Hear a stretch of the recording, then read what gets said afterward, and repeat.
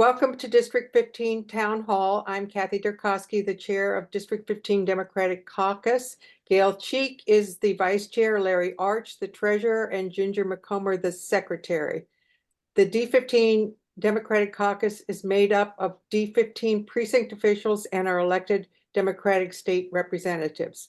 Our D15 district stretches from Potomac to Poolesville and includes 33 precincts.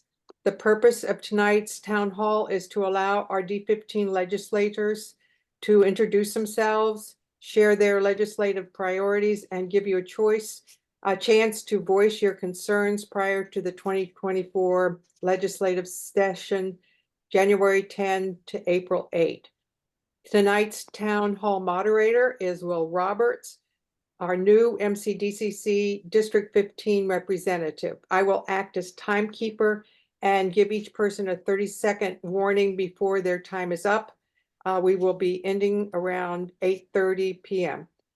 Besides the questions that were submitted beforehand, we may be taking questions from the chat.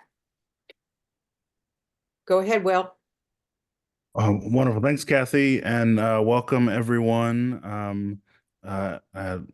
Happy to be with so many folks tonight to hear from our fantastic legislative delegation from D15.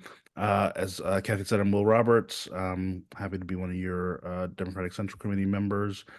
I'm going to, while we're ahead of schedule, introduce our delegation and have them do a couple minutes of opening remarks. I think we have folks slated for about 5 minutes of opening remarks. And then we're going to dive into questions. Many of you submitted questions beforehand, so we're going to start with those pre-submitted questions for the team. And if you are putting questions in the chat, we're going to make sure to try to grab some of those as we go along. We got a lot of questions submitted before, so no promises that we can get to them, but we're going to try to get in as many as possible. Before we start, just a couple of housekeeping things. This should actually, since we're on a webinar, we shouldn't, no one's microphone should be interfering, but just in case, make sure you are muted. I'm supposed to let you know, but I think we're good on that since we're a webinar. So what I'll do is start with our wonderful State Senator Brian Feldman, and then I'll go around to our delegates. So Senator Feldman. Well, thank you, Will, and I want to thank the D15 caucus again, Kathy Durkowski, Gail Cheek, and you, Will, for moderating. We have, I think, over 100 people signed up, and I would note we're in direct conflict with the national championship college football game, and so the pressure's on us to be more entertaining than what's going on in college football tonight at this time. I'm going to just make some big picture remarks before we open up to Q&A, particularly a lot of things that I'm involved with in the committee that I chair in our state Senate. But before I do that, let me just make a couple points about the team. I mean, the team really is gelling. I have to say, Delegate Dave Fraser-Hidalgo has become a real leader on environmental issues, electric vehicles, energy storage, and the like. And he's now chairing a subcommittee in the House Economic Matters Committee. Delegate Chi is in her second term, also chairing a subcommittee in that same Economic Matters Committee. She's Economic Development, Cybersecurity, and now she chairs the Business Regulation Subcommittee. And Linda Foley, our newest member, is really hitting her stride, finding her voice on the Environment and Transportation Committee, following in the footsteps of formerly Judge Kathleen Dumais and Lieutenant Governor Aruna Miller, formerly Delegate Aruna Miller. And so, and we put it together in a way where we're collaborating on legislation, and we 2 years in a row have brought back to District 15 record amounts of capital money for local projects, community projects, and the like. Let me also just make a big picture point here. The political landscape continues to shift pretty dramatically. I mean, we're talking about not just a new governor and a new lieutenant governor. I just mentioned Aruna, new cabinet secretaries, and all the cabinet secretaries are strong, but they're new.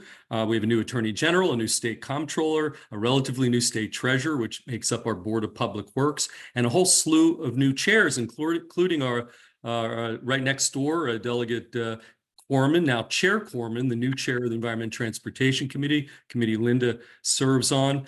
And we've got other new regulators, the Public Service Commission. In fact, one of the District 15, our constituents, Bonnie Suchman, was just appointed by Governor Moore to serve on the Public Service Commission. I'm going to have to introduce her to join Delegate Kumar Barve, former Delegate Barve, who's now on that same regulatory entity. We have a new school superintendent of our schools, really important for my committee. But the governor had a honeymoon period, but the governor's honeymoon period is over. And we're really entering into sort of year 2 where there's going to be a lot of difficult choices. And usually year 2 is the key year. We're far enough away from an election, but he has his team in place. I will be meeting with him tomorrow, one-on-one, tomorrow afternoon, to talk about his priorities, particularly issues that he's pushing that are coming to my committee. Also, big picture, we just got a report about the state of our economy in Maryland, and I just want to touch on a few things. On the one hand, we have a balanced budget requirement that is in our Constitution. It's our only really mandate. We have to balance our budget each year. We are only one of 13 states with a AAA bond rating. We have the lowest unemployment rate in the United States of America at 1.8%. Highest median income, 108,000 median income, highest in the nation.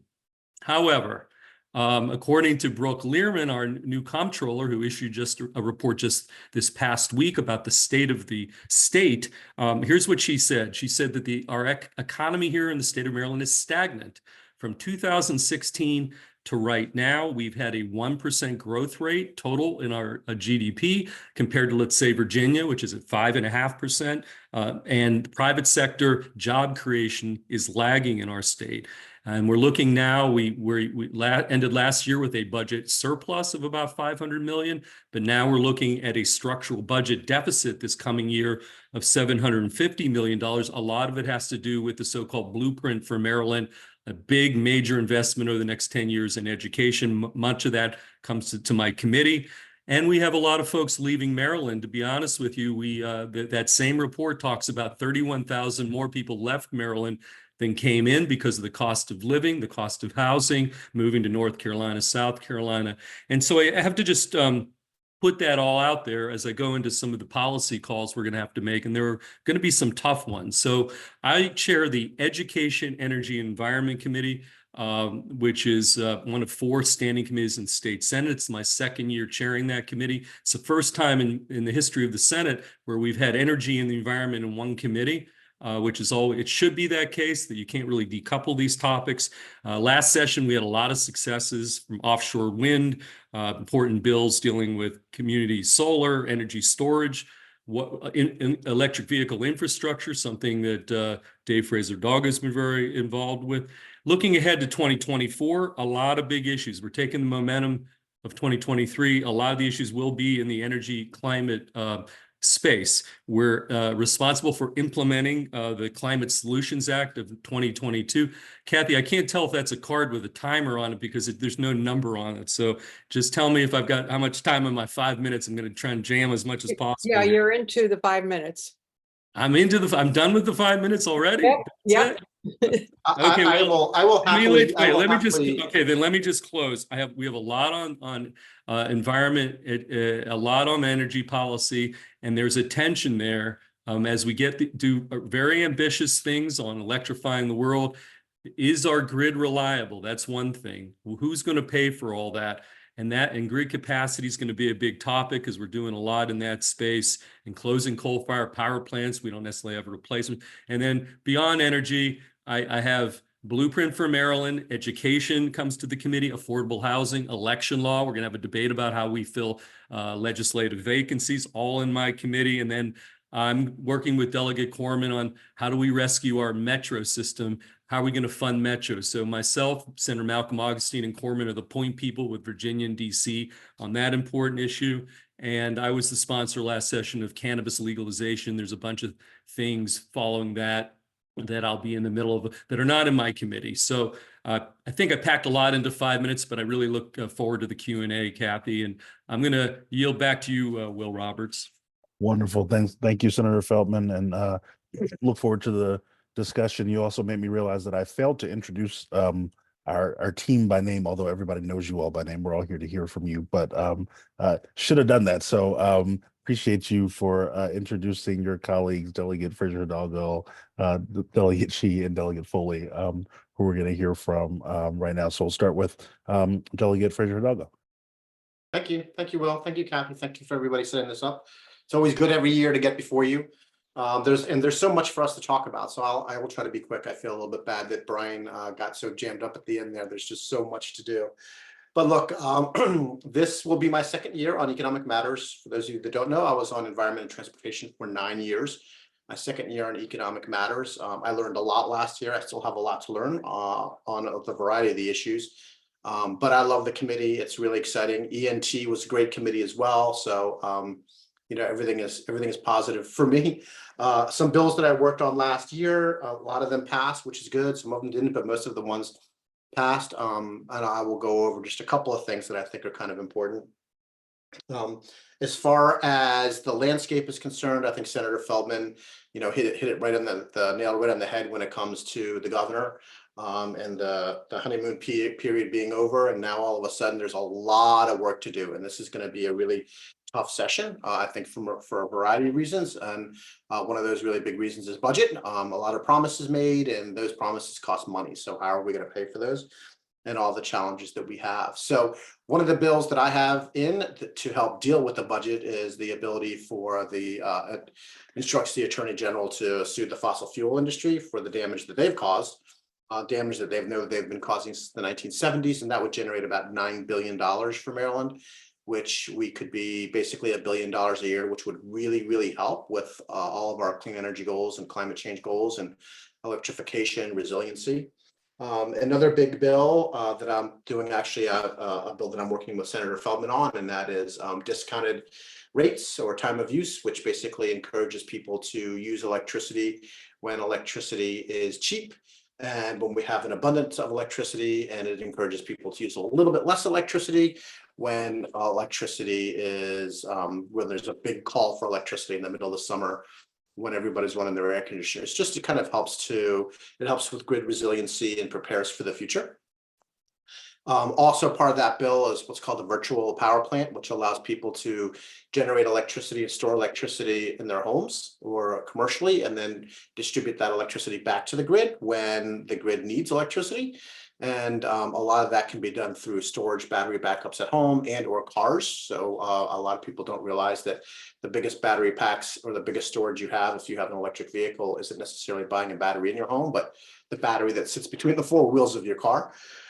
So that's a big piece. There's a couple of other things that I'm working on.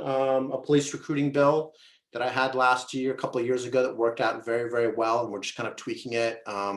We got it through the House last year and going to try to push it through the Senate this year, but it essentially allows folks that have been honorably discharged from the police department but aren't quite yet citizens to still apply. It doesn't mean anybody has to be hired. It just means it kind of opens up the pool of applicants. They still have to qualify for the job, of course. But as all of you know, there's a really big shortage of police officers around the state, around the country. Same thing with teachers, which we learned about a few days ago when we were at the MCEA event. And there's just a big shortage of employees when it comes to teachers and when it comes to police officers. So this goes to help kind of just a little piece in remedying that. I know that a lot of other folks are working on some similar things. And there's a few other bills dealing with electric vehicles and electric vehicle promotion. Right now we have up to $3,000 excise tax credits if you buy an electric vehicle in the state of Maryland. That was part of a bill that I had that we passed a couple of years ago. And the really interesting thing is the federal IRA money that's coming down is giving up to $7,500 federal tax credit for electric vehicles, depending on where the battery is sourced and where the minerals come from. But that's on the hood. In other words, that's when you buy the vehicle, you can get the credit then. You don't have to wait to do your taxes.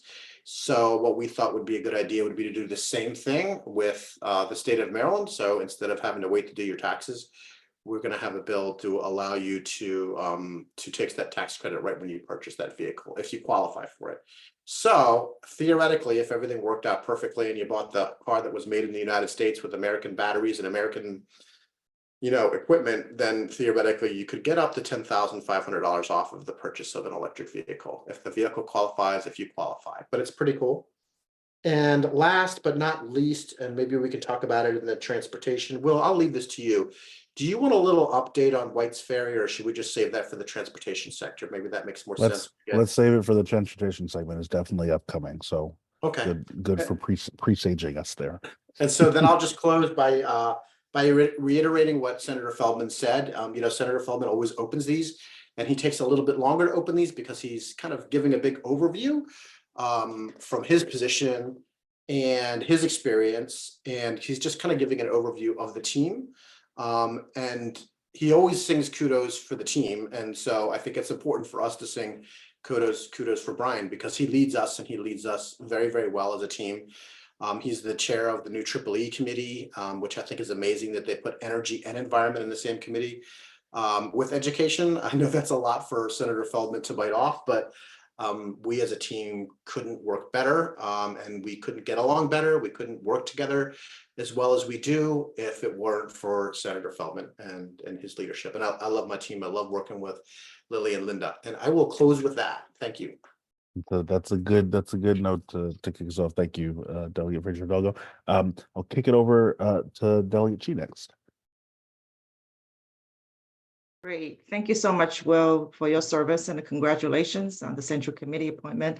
Thank you, Kathy and Gail, and all the activists from our caucus, the best caucus in the entire Montgomery County. We're in very good hands. I mean, in election years or not, you are everywhere all the time. You're always on this very impressive community organizing. So thank you for your great work. And I 100% wholeheartedly agree with everything my good colleague, who is now my seatmate on the Economic Matters Committee, Delegate Fraser-Hidalgo, in singing praises of our wonderful senator, who's one of the most highly regarded and most effective state legislators. So we're very fortunate to have such an effective team working together. So this is my second term, as the senator mentioned earlier.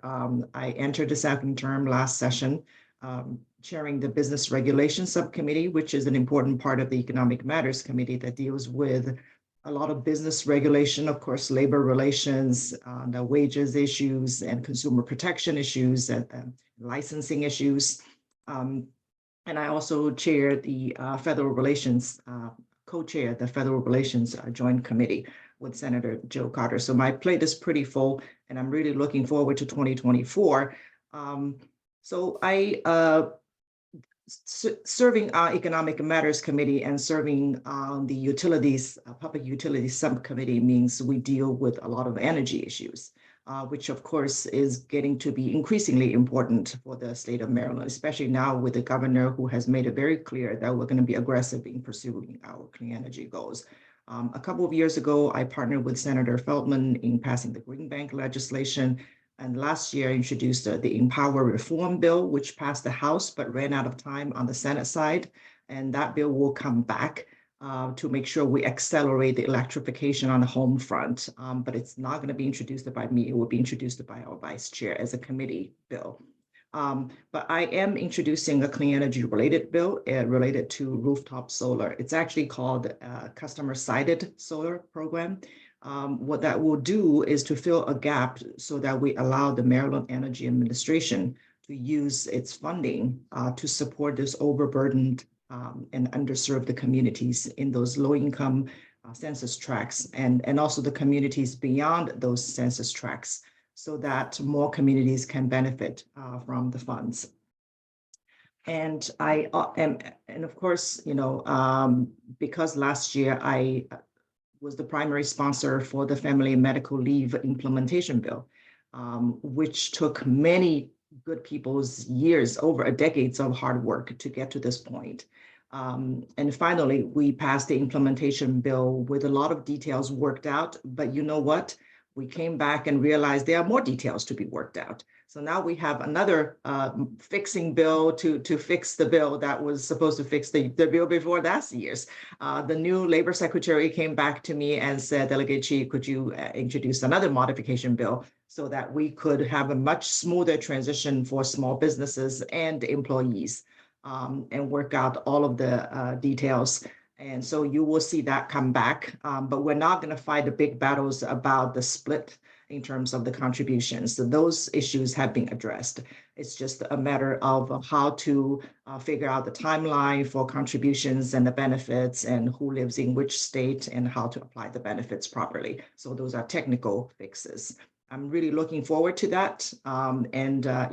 Whether you are Democrat or Republicans, or which district do you represent, whether you voted for the bill or not, right? That was how I told my colleagues, your people are going to benefit from that. This is an important program that will benefit all Maryland workers, regardless of how big and small or which sector you're working. Every year I try to focus on a couple of business development and economic development issues that I care deeply about, and that the comptroller's study showed that we continue to punch below our weight. And since the recession over a decade ago, we never fully recovered as an economy. And with all the blessings we have, we really should have done better for our people. So one of the bills I'm going to introduce is related to industrial development authorities, so that more counties will be authorized to establish their own industrial development authorities to develop, to revitalize their underserved communities, to attract the businesses and anchor tenants and so forth, to give them another tool for economic development. And I'm also working on removing a barrier for smaller businesses under 50 employees so that they can offer better benefits, just like larger employers. And of course, finally, since I saw the yellow card, I'm just going to wrap it up and say, I'm working on salt in the water bill, which is related to environmental health issue. You probably heard some PSA announcement this morning about, use reasonable salt for homeowners, don't oversalt, right? And the other thing I'm deeply, deeply passionate about is to reform our primary election so that we delay party registration requirements, which is now 3 weeks before election day, to right before the early voting, so that more people can sign up as a party voter so that their votes will matter more in our closed primary system. So I'm going to stop here and thank you very much again for joining us. And thank you so much for that very healthy rundown. Y'all are going to be busy as always. Delegate Foley. Thank you, Will. As my colleagues have said, it is a great pleasure to be on this team. We do work really well together. We work hard to coordinate what we do and to keep each other informed of what we do. And I just want to echo the comments of my colleagues about our leadership from Senator Feldman, who has always been a leader in the Senate since I've been involved in politics here in Montgomery County, and even more so now that he chairs such an important committee. But we forgot to mention that he's also from Pittsburgh.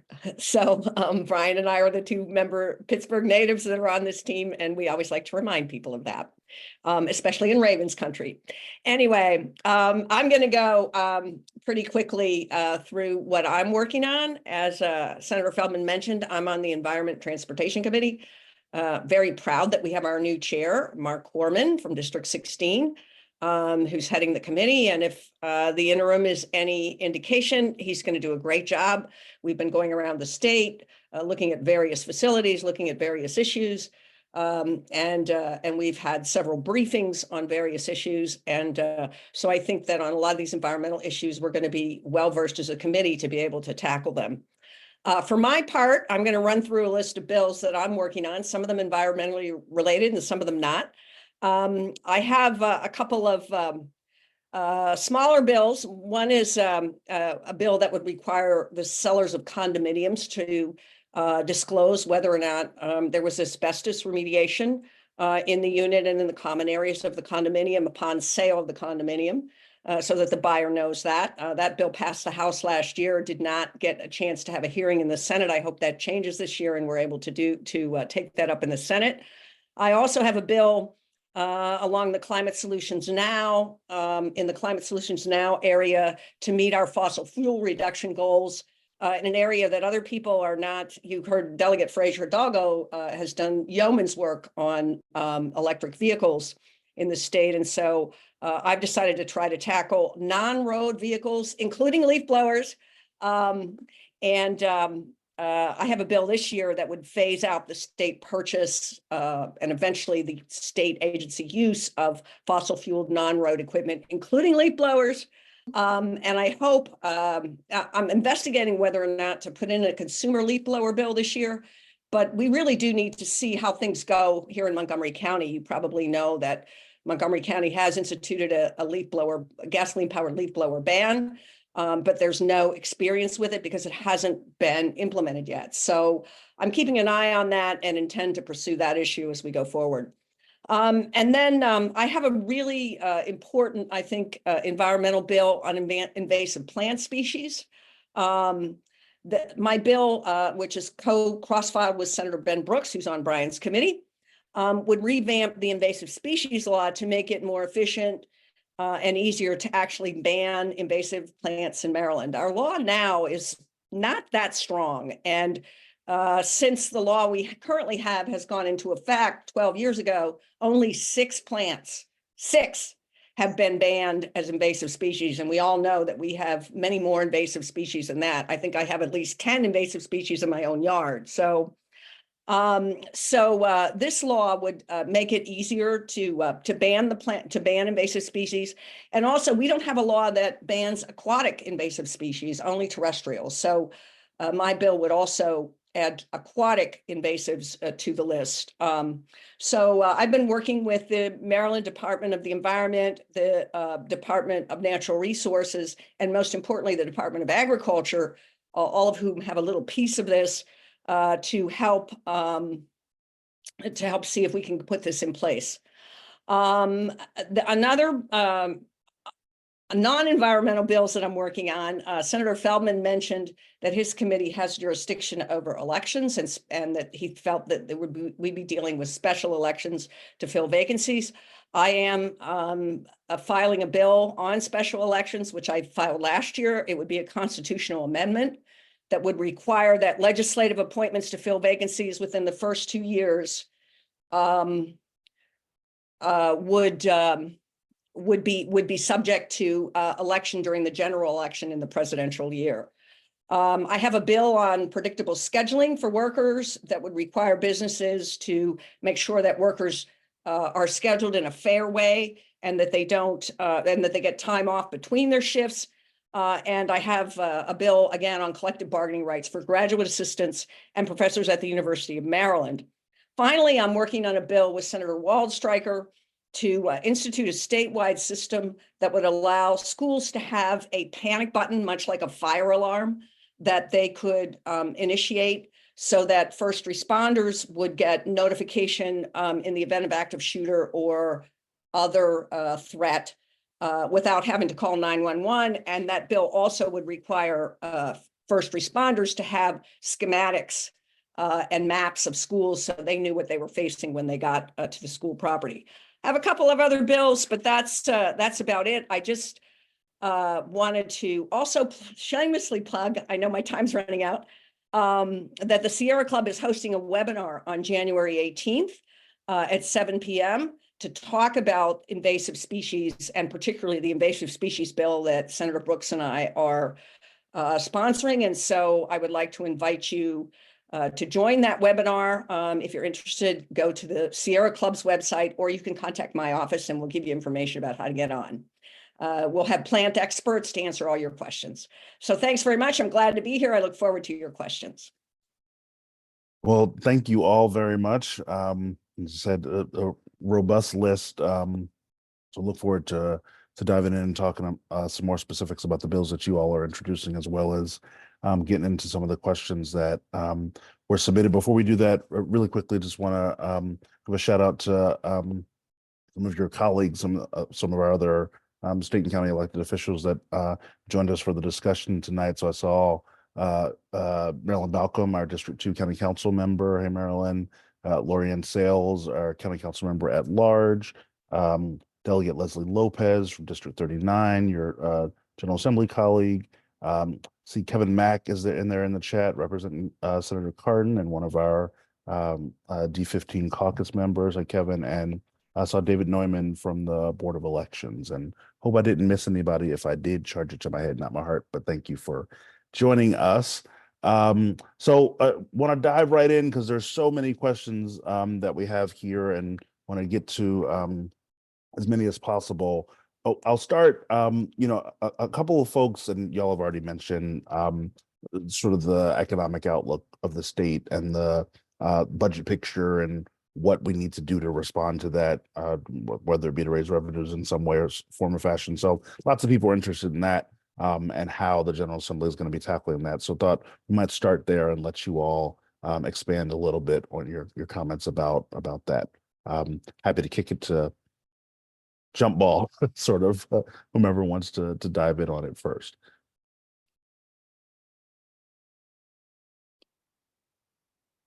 Well, that's a tough one.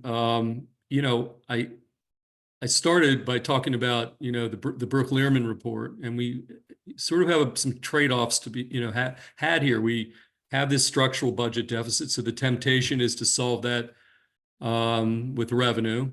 On the other hand, as I said earlier, we've got this what's currently an economy that's stagnant in the state of Maryland. And so we're going to be this is actually the first topic that I'm going to discuss with the governor tomorrow when I go to his office, because we've got these big commitments, most notably the blueprint, which is literally $3.8 billion in increases on an annual basis over the starting phase in over the next 10 years. We haven't really had to pay the piper on that until, quite frankly, now. And so how do we do that and fulfill that commitment? And again, those policy calls come to my committee. We're going to have a blueprint funding briefing in my committee within the first week. And all the local superintendents and county executives are going to come down and they're going to complain, because it's not just a state issue. On the education front, it has major implications for our counties, including County Executive Elrich has been talking over the weekend about how's he going to respond if we want to fulfill. So I don't have a good answer. We didn't identify a funding source for the blueprint for Maryland, which is probably a mistake, because now we have to make some difficult choices. Again, we are constitutionally required to have a balanced budget. So if we do everything on the blueprint, we're going to have to take that money from somewhere else. And yet the temptation to raise taxes could hurt us as we try to be a bit more business friendly, increase private sector job creation numbers where we're flailing relative to some other jurisdictions. So this is a tough one. I think this is really where the governor, as I said at the beginning, the honeymoon period's over, and he's going to have to lead on some of these tough political choices we're going to have to make. So that's a big non-answer, Will.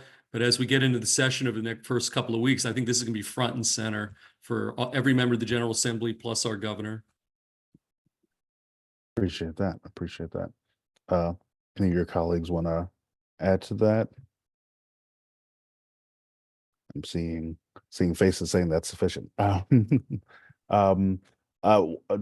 Related to that question, but in a different direction, we got a question submitted about wondering if there's any plans for tax relief targeted towards seniors in particular. And I don't know if folks are aware of anything there.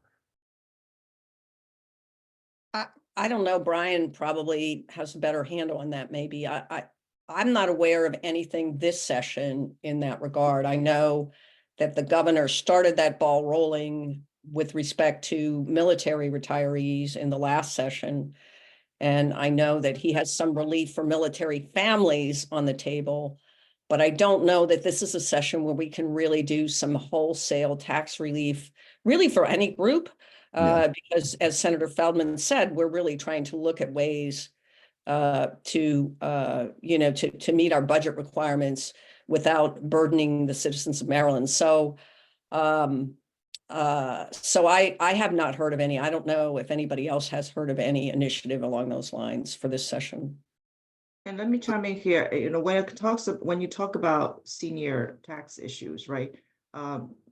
There are several elements to that. There's real property tax for people who are on fixed income with the property values going up. That could be a burden for some people to stay where they are, right? And then you're talking about, income. Are you talking about income tax? Or I sometimes get emails from residents who are frustrated with the cost of long-term health insurance, long-term care insurance issues. So how can we help seniors in a meaningful way, right? So, and this is probably not the best year to look at cuts to our revenue sources. So I think it's a very different dynamic this year. Appreciate that. Appreciate that. So a couple of switching topics. A couple of you referenced various healthcare issues and the suite of bills and issues that you're interested in. So we got a lot of questions in the healthcare space.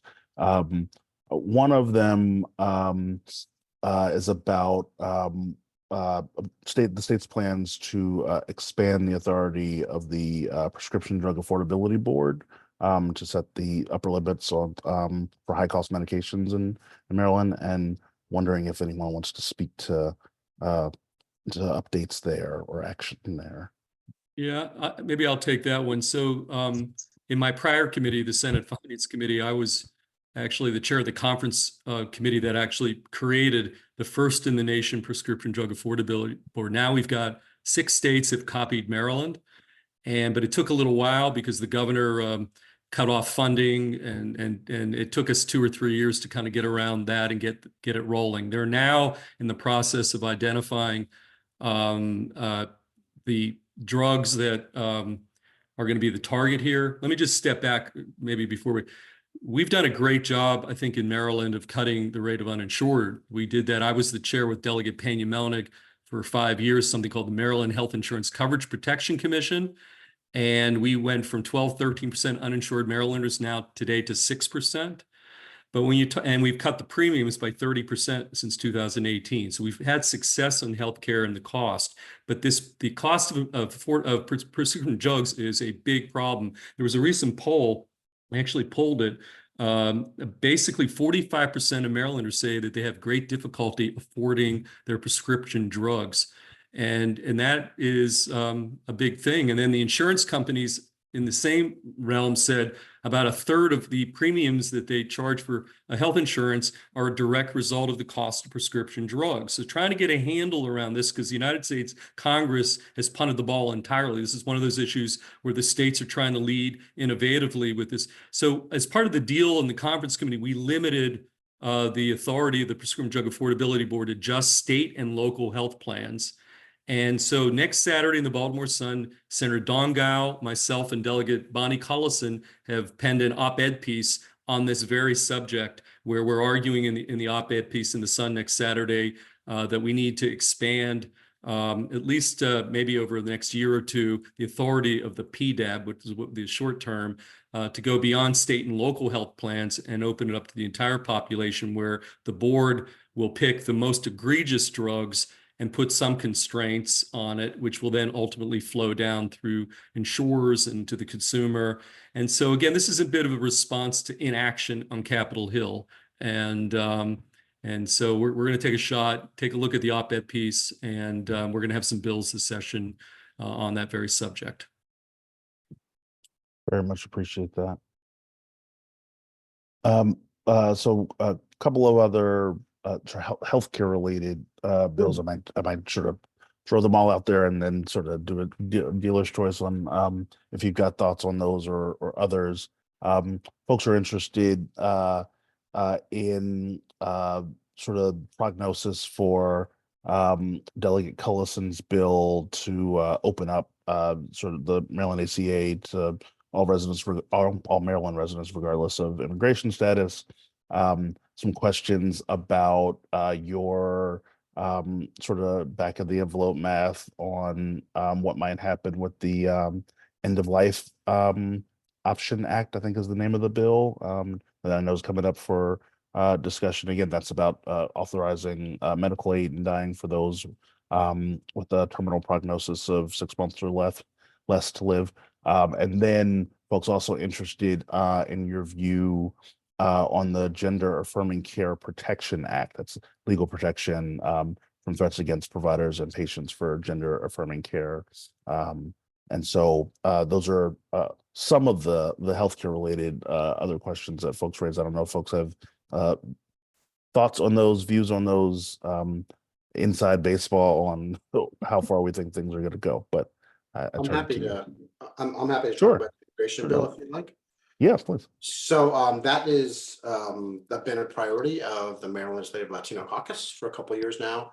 And the bill did get out of the House last year and went to the Senate, where it went into just a lot of kind of political issues. with the chair of the committee that was there. I think she had some concerns. So the bill didn't get out of the Senate. It's different now because that the chair of that committee is gone now. It's a new chair.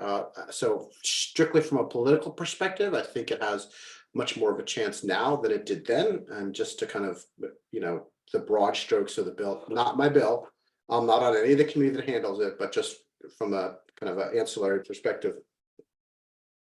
It just allows people to purchase their own insurance, health insurance, as opposed to them showing up in the emergency room and we pay for it. It would theoretically save Maryland taxpayers over $100 million, I think, was some of the guesses. And this allows us also to apply for some federal aid, possibly. I don't know all the ins and outs of the bill, but that's the general broad strokes. And I would say it has a better chance this year, given a couple of different things. Also, we're running into an election, a federal election cycle. And so there are concerns if this doesn't get done and we don't get the opportunity for some federal help now, then if the elections don't go the way that everybody on this call would like them to go, it would be more difficult in the future. So I'm optimistic about it. It is a priority of the Maryland Legislative Latino Caucus, of which I'm the chair of the caucus. So we'll be pushing that bill pretty hard again this year.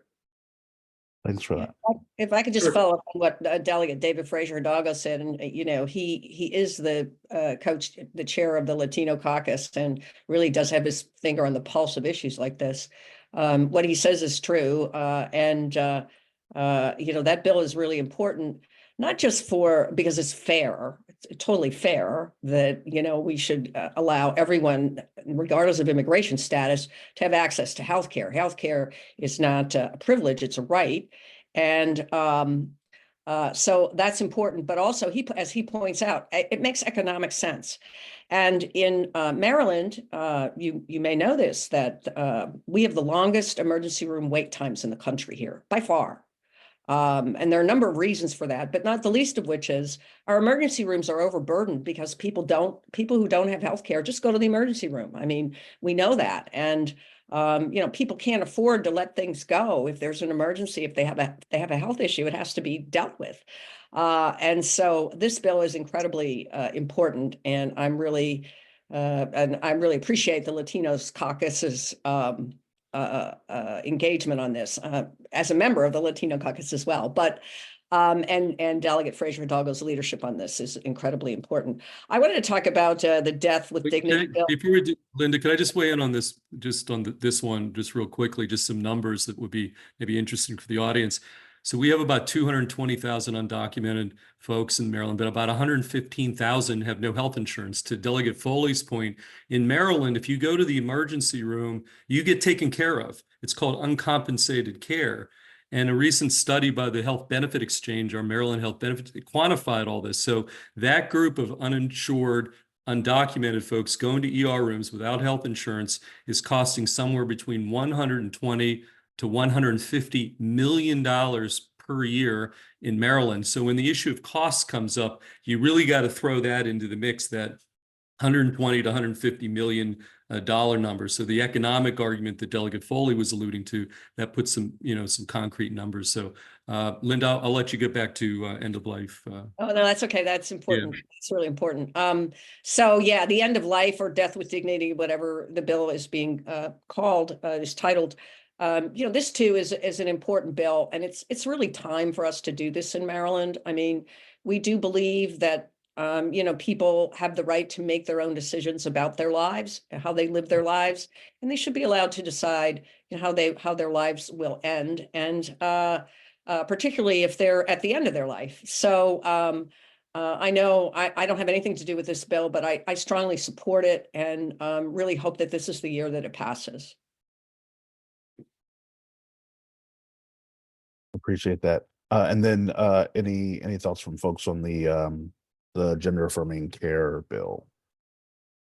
Well, let me just add that I think this is a natural extension of what we did last year, which is to make sure that lower income people can also be covered when they seek gender affirming care. I think it shows who we are as Marylanders. In fact, I think since the governor signed the executive order, we have more people who actually deliberately moved from other states to Maryland. it matters, when they have access to care that should have been available to everyone. It actually sends a very clear message. So I think that sometimes we focus a lot on social justice and moral arguments, but at the same time, just like the overall healthcare expansion to people with or without legal status, when you bring in a bigger pool of insured people, it actually lowers the premiums for everyone, right? It actually creates a healthier and more vibrant pool. So it's really beneficial to the entire society as well. Will, on the end of life option, could I just throw one other thing? So, I've been down there a while. One of the oddest votes we've ever had in the Senate chamber in my time in the Senate was on the end of life, the prior version of the bill. We had a bill that was on the Senate floor for passage.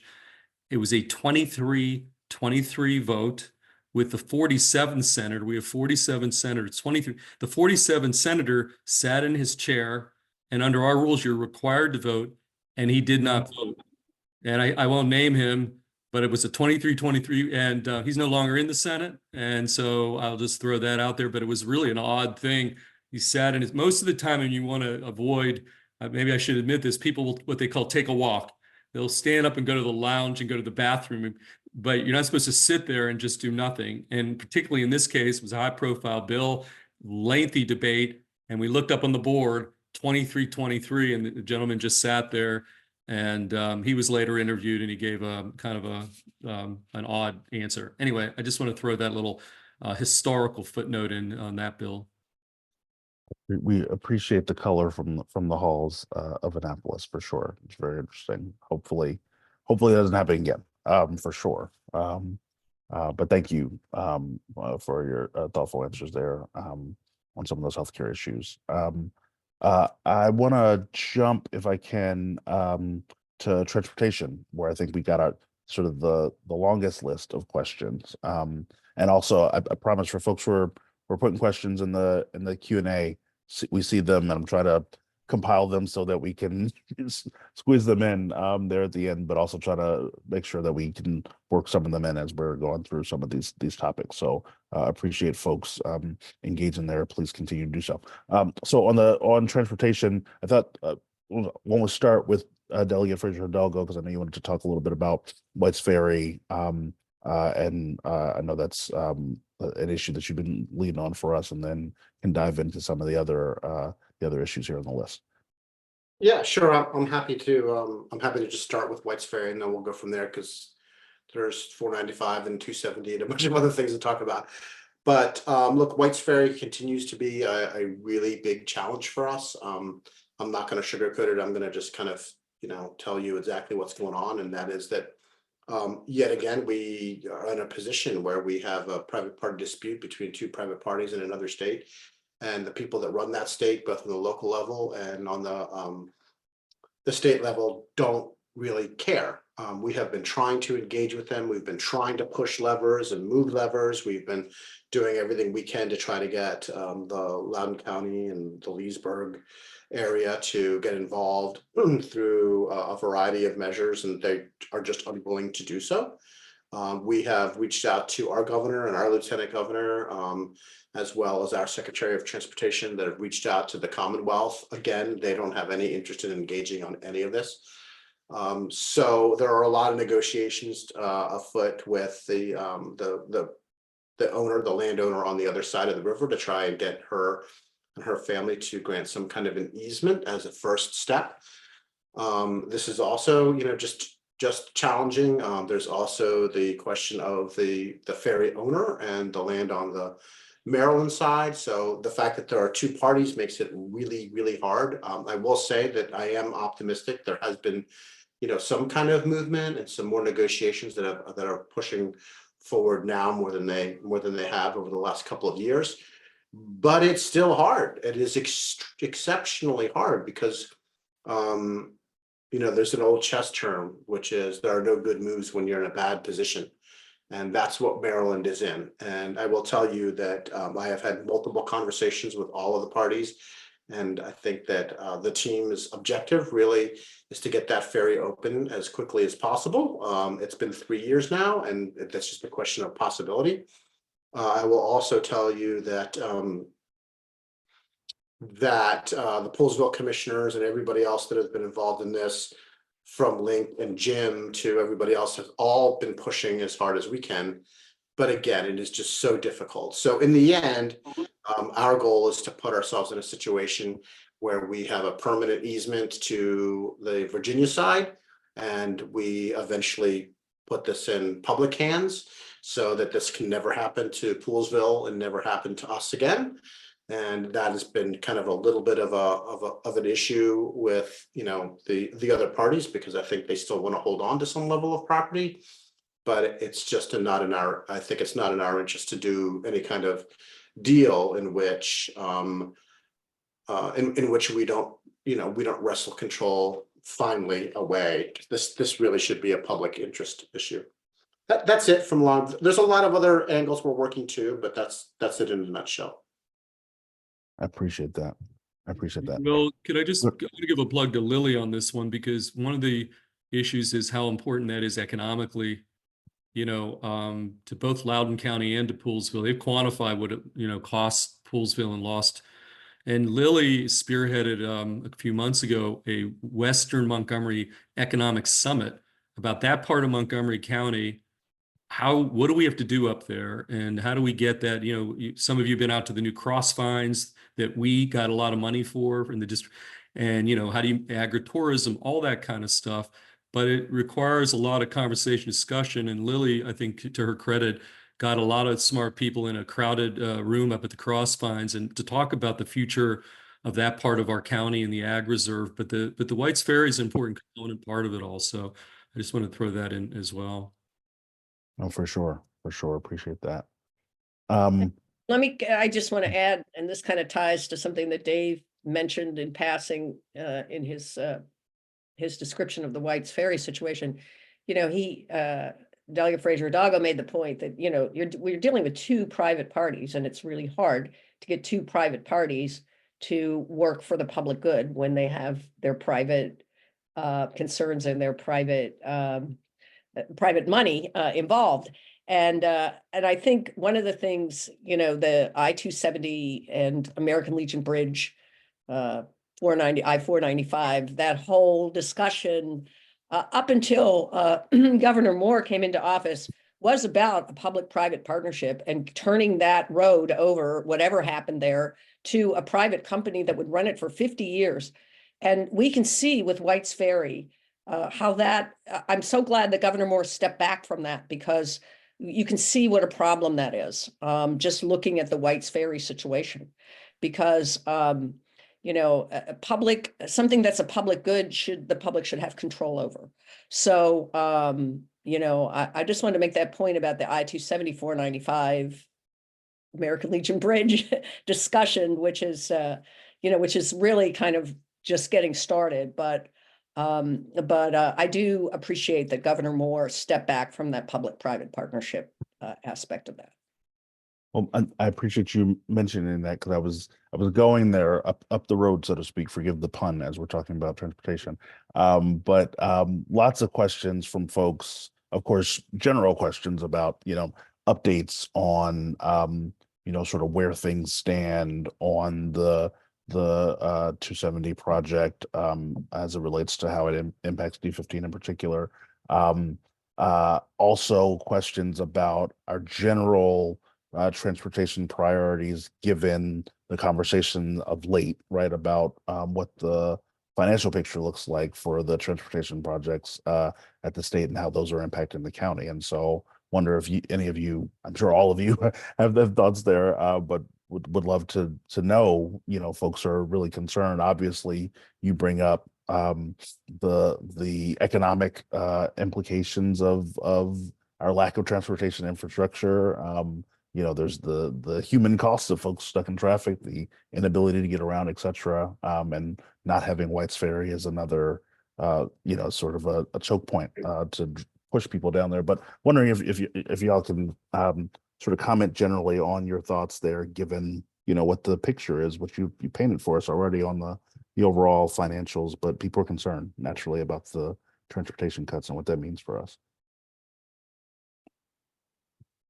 Well, as they should be, because there are a number of projects that were announced that were going to be cut. And one of them is, 2 years ago, the General Assembly passed a rather ambitious little bill to expand MARC service on the Brunswick line, which has a direct effect on the up-county residents of District 15.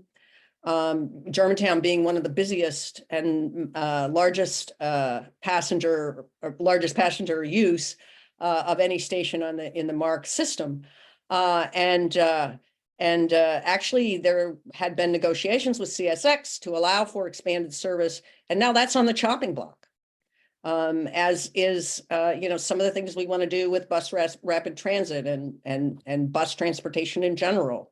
Not to mention WMATA, which Senator Feldman as he mentioned, has a really unique perspective on, because he really works on that issue from a leadership standpoint.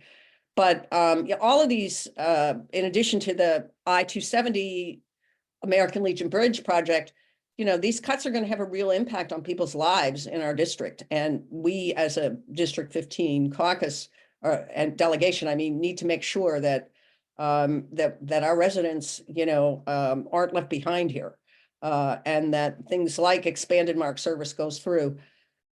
Speaking for myself on the I-270 and American Legion Bridge project, I'm a member of the Transit Caucus, and we met recently in Baltimore with Secretary of Transportation Paul Wiedefield shortly after the transportation cuts were announced. And I asked him specifically about the I-270 proposal and the American Legion Bridge proposal. Where those are in the pipeline, the American Legion Bridge, they've already applied for the federal funding. They've set the money aside to meet the federal funding requirements for that project. So that's moving forward. And the I-270 project is in the study phase. So what he's told us at the Transit Caucus was that those two projects are going to continue, at least for now, to move ahead.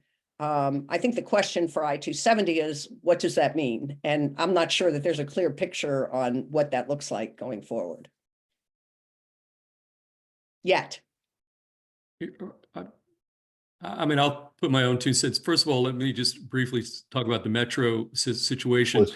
Yeah. We're looking, because of COVID, death spiral and ridership on our metro system. And it's resulted in a $700 million budget shortfall for WMATA. And about 2 weeks ago, the general manager announced what would that mean if all those cuts had to happen. It would be massive, longer waiting times, cuts in various services all over the place. It would be a nightmare. So he has said that we need to at least $660 million from the 3 jurisdictions, DC, Virginia, Maryland. We went through this a little bit in 2018, and Delegate Corman and I introduced legislation that helped things out then. This is actually more serious in a lot of ways. And Senator Augustine also used to be on the WMATA board of directors, as sort of part of the team. But here's what a lot of people don't understand. Whatever we come up with as far as the package, DC, Virginia, Maryland all have to sign off. So it isn't a matter of just Maryland saying, this is what we'll throw into the pot. It only works if all 3 jurisdictions agree with everybody's putting into the mix. So WMATA is asking for $200 million for Maryland. The Governor Moore about 2 weeks ago said that he was probably good with 150 in year 1, 150 in year 2, and 250 in year 3. The problem is Virginia. DC will be okay. It's Governor Youngkin isn't that interested in Northern Virginia, definitely not that interested in mass transit. Things changed 2 weeks ago when he announced when there was an announcement that the Caps and Wizards are moving to Virginia. Happens to be the location will be at a stop, which is for closure. And so all of a sudden, where we thought this was going to be there, now Governor Youngkin's interested yet again. So to be continued, but that's important. On the 274.95 issue, honestly, back to the economy. If you can't get from point A to point B, good luck trying to get our stagnant economy moving again. And so really, it's so hugely important. But the final point I have to make here, we have the largest delegation in the state of Maryland in the legislature. This is going to be a real test. When you talk about a $3.3 billion cut in transportation, or 8% across the board cuts, it's scarce resources. So we need to push back when Governor Moore, I have to just say, talks about a new red line in Baltimore. The economic engines in this area, to the extent we can get the state moving, it's going to be where we are. And that's where the dollars should be deployed, not projects in other parts of the state that I don't think have that result. So this is the time for the Montgomery County delegation to assert itself. Again, we have the numbers, and I think it's a test. So I'll just put that out there as well. I like it. We got to go fight win. Any other thoughts there? There's no way around it. It's going to be painful. You will see fare increases. You will see delayed projects. You will see, WMATA raising fare and cutting services and hiring freezes all across the board on many projects. And I know the county executive is hoping to have another revenue source and with that authorization and flexibility. But, it's not going to be an easy year for anyone. And I know a lot of county executives are deeply frustrated because we all know how critically important transportation is. And it's not just roads, right? It's transit, it's pedestrian safety, and it's bus services and all that people depend on to live their everyday lives. There was a question, I can't remember if I saw it on our list or in the chat, but a question about how the state is leveraging the sort of investments from the Biden economic agenda, particularly the infrastructure bill, and if there's some way to sort of connect the dots. I know there's certainly like no secret pot of money that we can grab from the feds to fill in what we need on our transportation funding, but people are wondering how that works given the state is already drawing down or applying for certain resources there. If the fact that we are going to have a shortfall or delay in projects would mean that we would not be able to take advantage of the federal funding there on certain things. Don't know if you'll have any thoughts there. And I know that's sort of project specific. There's $370 billion in the Inflation Reduction Act and a lot of money in the bipartisan infrastructure bill. Some of that money we are tapping to do some of the things in my committee on clean energy, renewable energy, job creation in the clean energy space. But there is an attempt to repurpose that money and say, look, if we do all this stuff in clean energy and environment, some of it can be repurposed towards transportation and some other things. And so that there, you have to get a little creative. I know, Will, you're a lawyer, you can, get a little creative interpretation of the language and what constitutes infrastructure. So those conversations are definitely happening, but there is a lot of, and finally, back to Secretary Wiedefeld, he did say he's not going to leave federal money on the table, that if there is money that we need to match in order to access the federal money, he has said that will be the first money that we do use. We're not going to leave federal dollars on the table, I think was his quote. So if there's matching component parts, then the money will be directed there so we could access that match, the federal match. Well, that's good to know. That alone is a welcome change from the Hogan administration, where we know we left. We were willing to leave certain money on the table, so that's good. Oh no, did we just lose Senator Feldman, or did he just disappear from my screen? There you are, still there. You're doing Zoom magic. I know there was panic that I split. Panic. Yes. Complete. No, I appreciate that. Wonder, and Kathy, I know I'm keeping track of time on this segment because we do want to get to some of the questions for folks submitted in the chat. So we talked. You all have talked somewhat, not somewhat. You all have talked about a couple of pieces in the energy and climate space. We got a couple specific questions about the Dickerson incinerator, and don't know if there are updates there that folks want to speak to, whether it relates to things in session or just general work. The only thing that I would say is I think that the county as a whole continues to struggle with, and the county executive continues to struggle with, what the best way to deal with the incinerator is.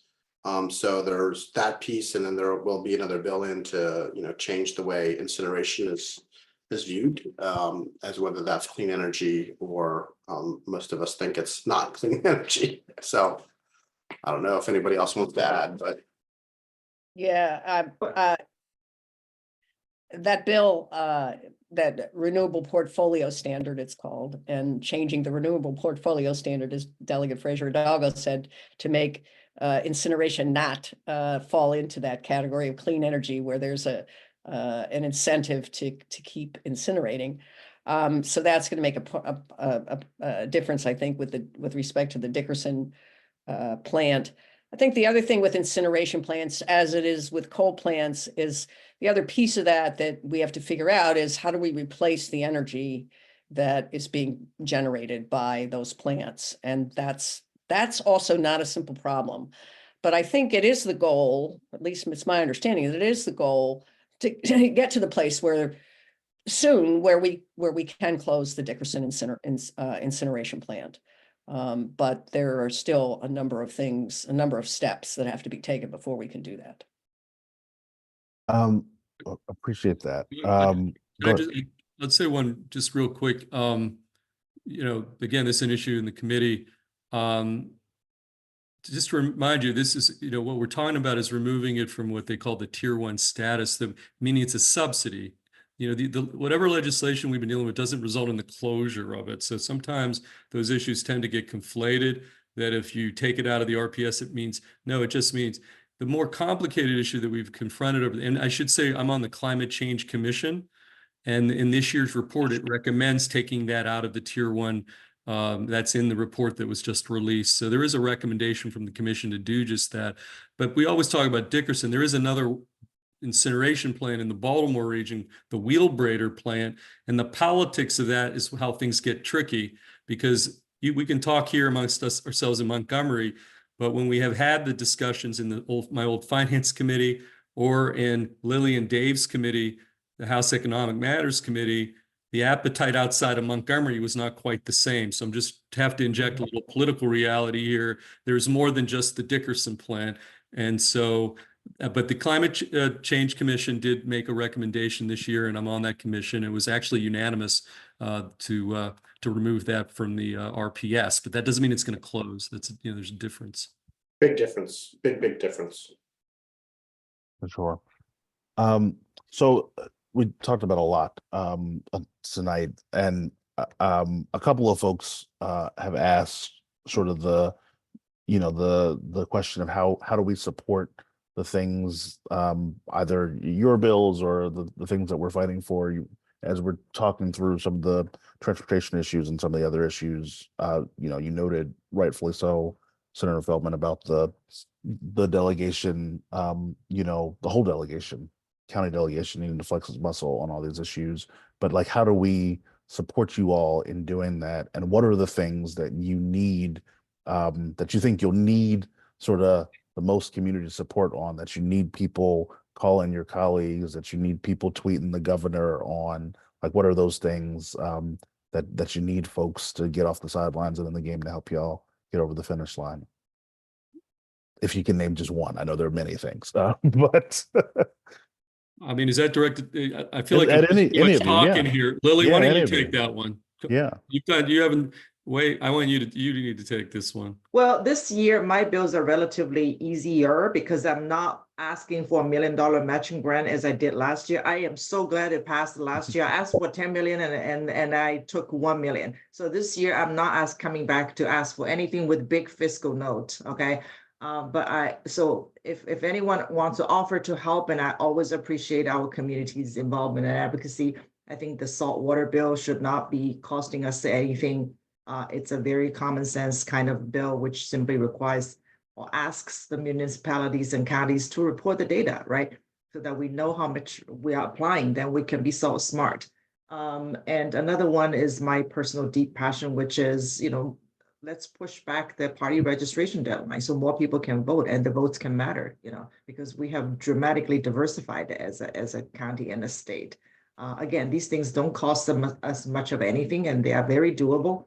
And they are just, sensible things to do. I appreciate your advocacy. Will, since since you asked the question, I'm going to go right at you specifically on one bill that happens to be a Linda Foley bill. I think the special election for legislative vacancy is going to be a tough one. Now we're talking again back to this Montgomery County may have a view. The rest of the state, I'm not as sure about.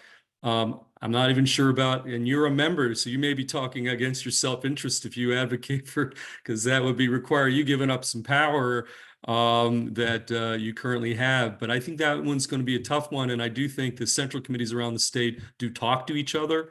I think Linda is also trying to figure out, the political tea leaves outside of Montgomery County, but that's going to be one in my committee. And I think Senator Kagan, who I should note that Senator Kagan from District 17 is the vice chair of the committee. So we have two committees where the chair and vice chair for Montgomery County. Judicial Proceedings Committee, that's Will Smith and Jeff Waldstreicher, and my committee.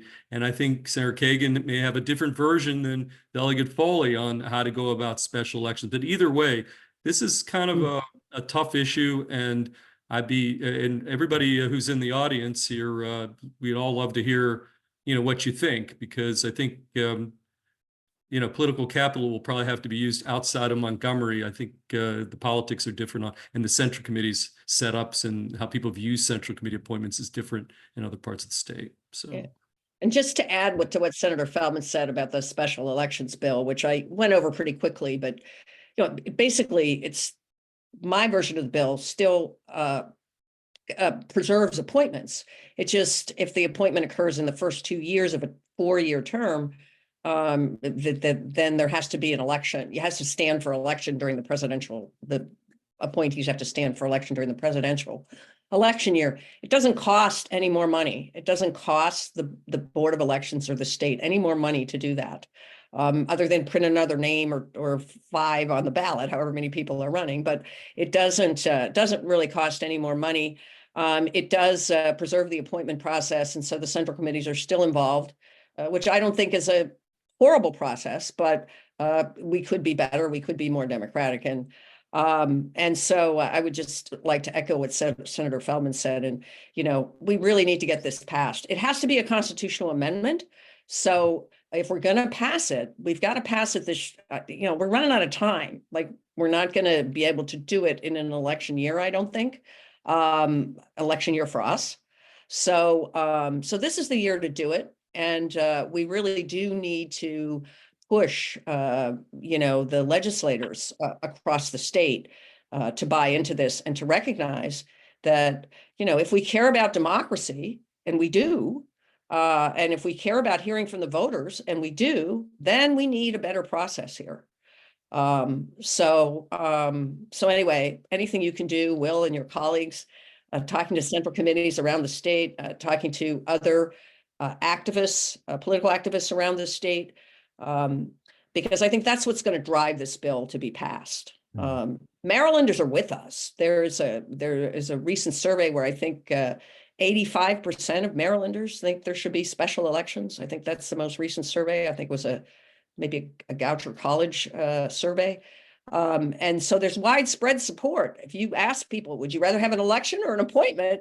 They're going to say an election every time, but the political leaders of this state have to really get behind this. So I just want to echo what Senator Feldman said. And then the other plug I'm going to put in is on my bills for the invasive plant species bill that I have, which I think, if regular people with gardens and lawns and experience with this weigh in with the legislature, that'll matter a lot. So I think the stories in that arena are really important.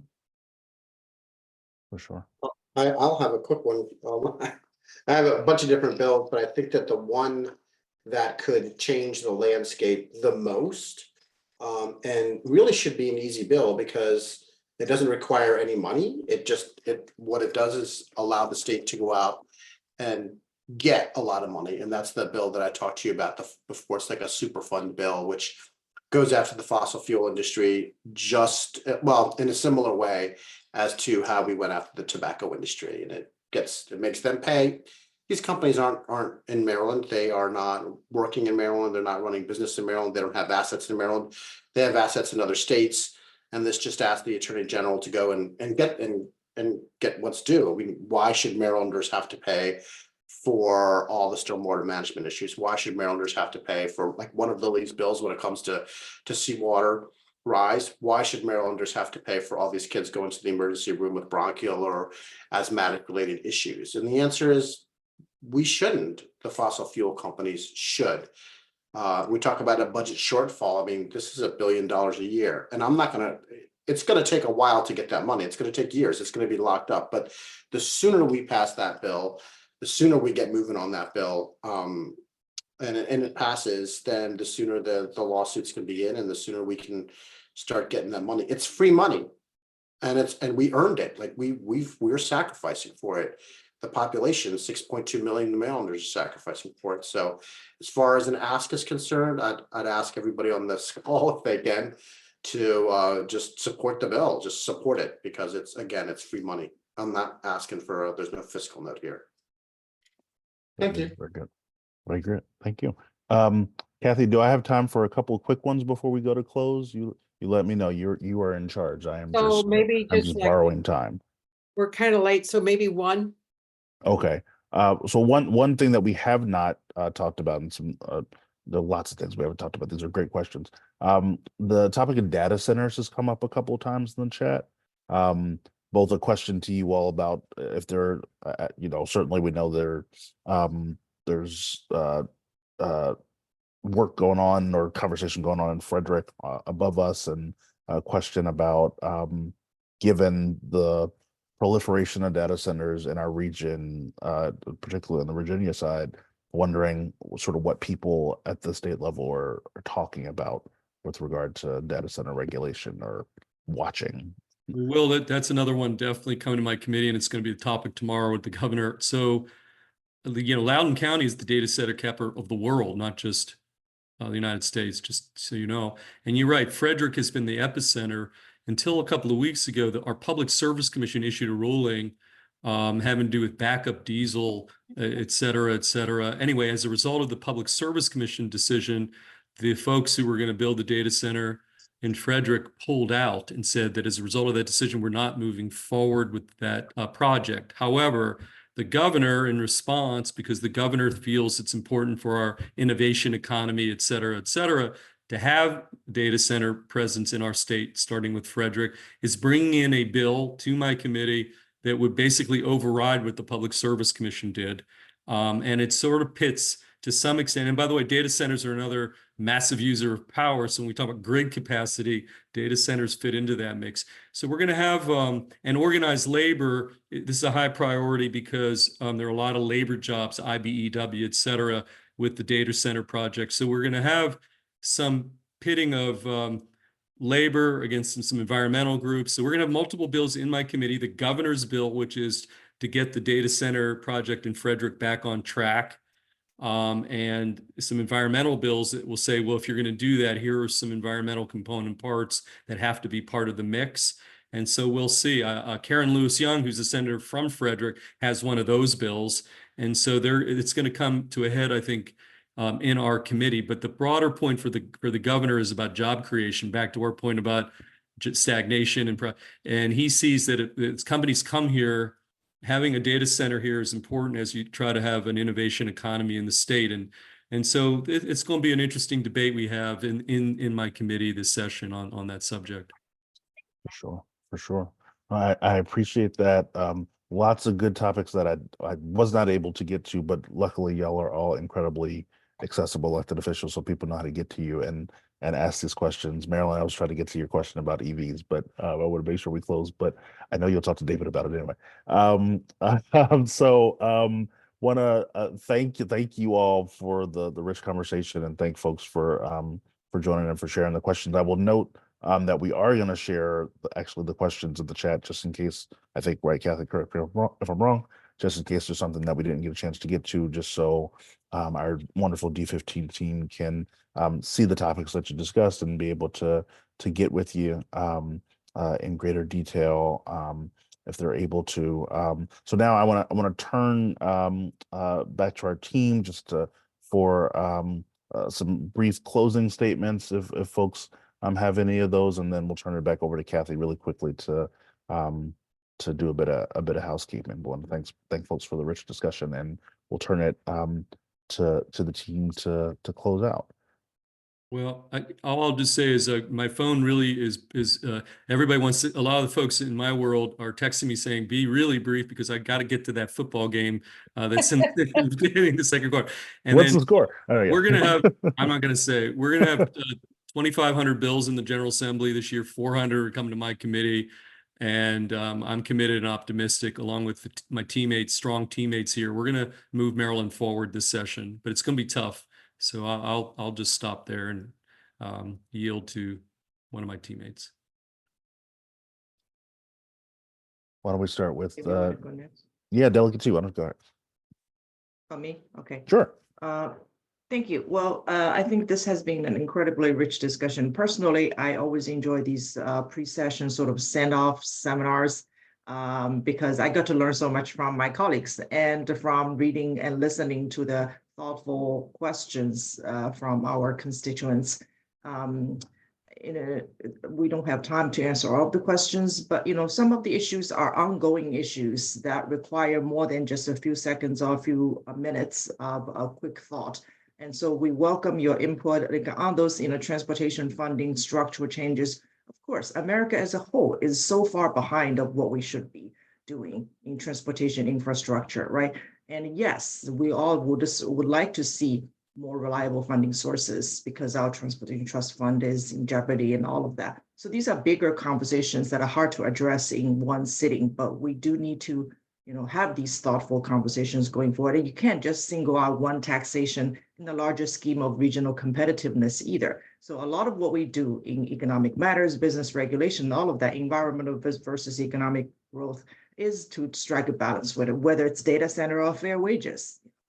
It's how to do it and how to do it well without inadvertently hurting the people we want to help, right? So this is why we're here. This is why you are here. And we look forward to working with you. Thank you. Thank you. Delegate Foley, why don't we go to you next? Okay, thank you. And thank you, Will, for hosting this and Sure. doing such a good job with all these questions. Thank you to the D15 caucus, as my colleagues have said. This is the greatest caucus, and you folks help us, do what we need to do for the folks in District 15. And without your support and your help and support of us, we wouldn't be able to do it. So thank you, and thank you for tonight. As you people who are watching this can tell, we do have a great team here in District 15. We do work together. I think we complement each other. It's really a great honor to be part of this team, and it's really a great honor to be part of the Maryland General Assembly because we are a body that does get things done. We don't always get it exactly right, but we do get things done. I think by and large, as a group, we're committed to moving Maryland forward. So it's a great honor to serve on this body. And I just want to say that I hope this is the beginning and not the end of the conversation here. Come to Annapolis, come to my office. I'm in room 220 of the Low office building. Always happy to see people come and talk to me or send me an email, and I'm just going to rattle it off, but it's available on other sources. It's linda.foley@house.state.md.us. Send me an email, visit my office, call our office. Send me a letter. I do want to hear from you, and it's really a great honor to be able to represent District 15 with this team. Thanks, and thanks for tonight. Thank you, and Delegate Fraser-Hidalgo.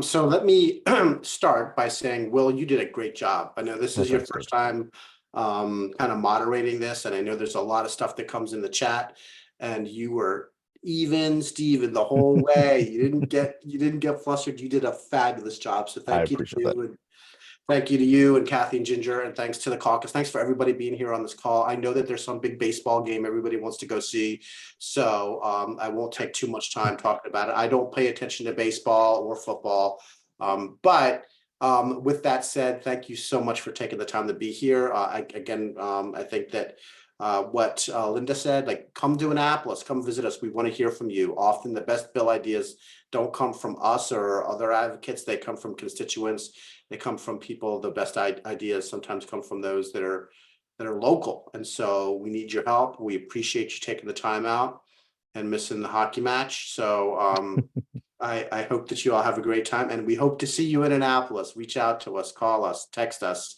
email us, and come down and visit us. Thank you.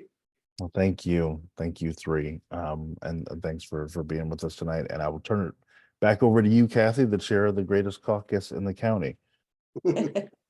So, In the state, in the In the state. state, in the state. I meant to say in the state. I stepped on my own Right. joke, Linda. I'm Oh, sorry. you were perfect. Will, you had you were. You set me up. You Tony Romo me. You set me up. Kathy. So thank you to our representatives, to our moderator, Will Roberts, and all who attended. If you want to get involved with the D15 caucus activities, you can contact me, Catherine.Dierkowski@gmail.com, or fill out our volunteer form at our website, d15democrats.org, and check out our website, d15democrats.org. You can learn more about our MCDCC activities by subscribing to the MCDCC newsletter at mcdcc.org/newsletter. And thank you very much, everybody. Thank you and good night, everyone. Be safe. See you in Annapolis. Thank you. Thank you so much for Have joining us. a great session. Happy New Year, everyone.